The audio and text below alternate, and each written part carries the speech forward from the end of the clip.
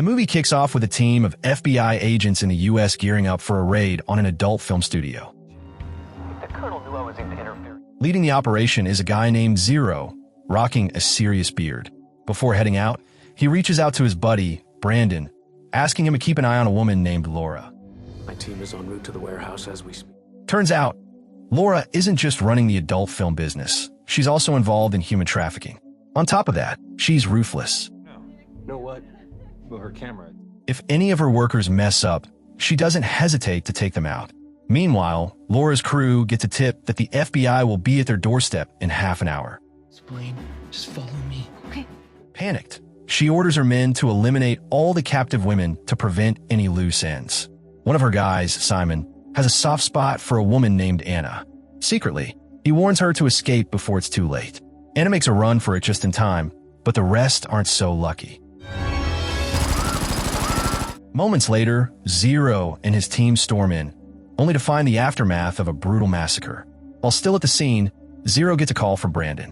Brandon informs him that a government official, Minister Harvey, has been arrested for allegedly working with Laura in the trafficking operation. Well, he showed up, but... Determined to bring Harvey to justice, Brandon reports to his boss, Gabriel. But instead of backing him up, Gabriel scolds him. Harvey is a powerful man, and without solid proof, there's no case against him. In the end, Gabriel lets Harvey walk free. 3 months. Sir, and everyone knows that James... And Brandon gets suspended for pushing too hard. Soon after, Harvey shows up with evidence that Laura supposedly poisoned herself. He insists he had no involvement in trafficking and was only at her place to collect some personal belongings. You were spying on me. Meanwhile, Laura's hitmen realize that someone managed to escape the massacre. Their leader, Dex, immediately sends 2 snipers to track down Anna, suspecting she might have gone to the police. At the police station, Anna is recounting the horror she witnessed. At all. You tell me, okay? Suddenly, Zero arrives, claiming he's with the FBI and is there to protect her. He shows her some photos of their targets from a raid, and when she spots Harvey, she blurts out that he used to transport her and other victims to the U.S. Can we get the clothes that she came in with, please? That confirms Laura and Harvey were working together in the trafficking ring. But before they can do anything with this info, the snipers tracking Anna take a shot, only to miss and hit a cop instead. Chaos erupts, and Zero rushes Anna out of the station to safety. Back at the assassin's base, Dex loses it when he hears about the failed hit. He smashes everything in sight and screams at his men. Meanwhile, Brandon is still trying to convince Gabriel about Harvey's involvement. Even if he is dirty. But Gabriel refuses to listen. Frustrated, Brandon decides to take things into his own hands and expose the entire operation himself. Brandon, I'm friend of Zero's. Oh. Knowing they need backup, Zero reaches out to an old ally, Lady Death, aka Yuki. She's a skilled assassin with a reputation for stealth. The next morning, Zero, Brandon, and Anna head to a cafe in Baltimore where Yuki is known to hang out. While looking for her, Brandon meets a nerdy guy named Pete, who pulls him aside. Just as they step outside, Yuki suddenly attacks Brandon, mistaking him for an enemy. A full-blown fight breaks out until Zero and Anna step in to clear up the misunderstanding. Later, at Yuki's place, Zero explains the situation and asks for her help. At first, she refuses. She's retired from that life. We need you. But after hearing Anna's story, she changes her mind and agrees to join the mission. Their first step is meeting Pete, who's a top-tier hacker. He starts digging into government files and finds suspicious inconsistencies in Laura's death records. Can you enhance? They start to suspect that Laura faked her death and is still running the trafficking business under a new identity. To confirm this, Zero tells Anna to contact Simon, the guy who helped her escape.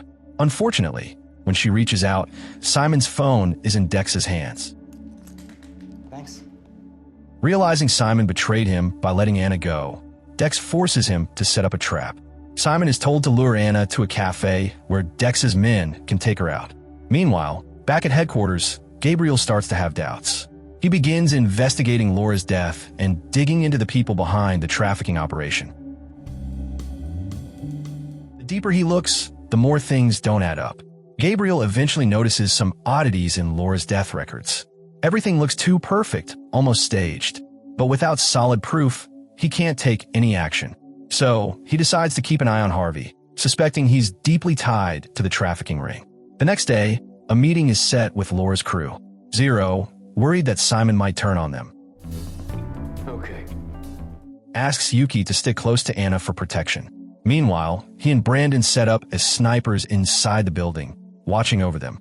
Soon, Simon arrives at the cafe with his gang, but Dex has other plans. He orders 2 snipers to take out Anna and punish Simon for betraying them. Nice work. The moment Simon is taken down, Dex steps back to oversee the chaos, while his men keep their eyes on Anna, ready to strike. Anna and Yuki arrive at the cafe, unaware of the danger. A large man nearby pretends to be lost in his book while Zero and Brandon scan for enemy snipers, but they can't locate them. What they don't realize is that Dex and his team are right above them, stationed on the rooftop. Just as Anna waits for Simon, a sniper attack begins. Yuki reacts instantly, pulling Anna away and rushing out. She then finds herself locked in combat with a burly man. Meanwhile, Zero figures out where the enemy snipers are and bolts towards the rooftop. Right there, he runs into Dex, leading to an intense fight. At first, Dex overpowers Zero, but Zero turns the tables, putting a bullet through Dex's head. Yuki is still battling the muscular guy when police sirens start blaring. She makes a quick escape, leaving the man behind. He, however, takes a civilian hostage, threatening to kill her unless the cops back off. Before he can do anything, a precise sniper shot rips through his head, Brandon's doing. The crew regroups at Yuki's place, where Zero reveals he swiped Dex's phone. Knowing they need help cracking it, they head to Pete, the hacker. After some tinkering, Pete successfully unlocks it, exposing a treasure trove of evidence, transaction details, schedules, and a shocking truth. Laura faked her death and reinvented herself under a new identity, with Harvey's help. With undeniable proof, Brandon updates his boss. Meanwhile, Zero and Yuki plot their next move, storming the enemy hideout at the Philadelphia docks, eliminating Harvey's gang, and rescuing the trapped women. Gabriel, on the other hand, sneaks into Harvey's house. He finds fabricated reports on Laura's death and solid proof of an underground trafficking operation. Just as he's about to grab the evidence, Harvey shows up, gun in hand. Gabriel dodges and takes cover upstairs before launching a counterattack. He lands a solid beating on Harvey before making his escape. At the docks, Zero, Brandon, and Yuki scout the area. They split up. Yuki goes in stealth mode, taking down guards one by one, while Zero and Brandon stay on higher ground, targeting snipers. A violent shootout erupts. Zero sees Yuki struggling and jumps into the fray. Meanwhile, Brandon, still on the container, gets ambushed. In a split-second decision, he tosses his rifle to Zero, who quickly takes out the enemy sniper. With the hitmen eliminated, police and medics arrive to evacuate the rescued women. Gabriel reports in. Harvey has been arrested, along with crucial evidence sealing his fate. As for Laura, she's likely hiding in one of the containers. Brandon frantically checks each one, but with all the victims accounted for, he realizes Laura must have slipped away. While heading to the hospital, they spot an abandoned ambulance. Inside, the medics are dead, likely Laura's handiwork. Meanwhile, Laura, having escaped, tries to hitch a ride.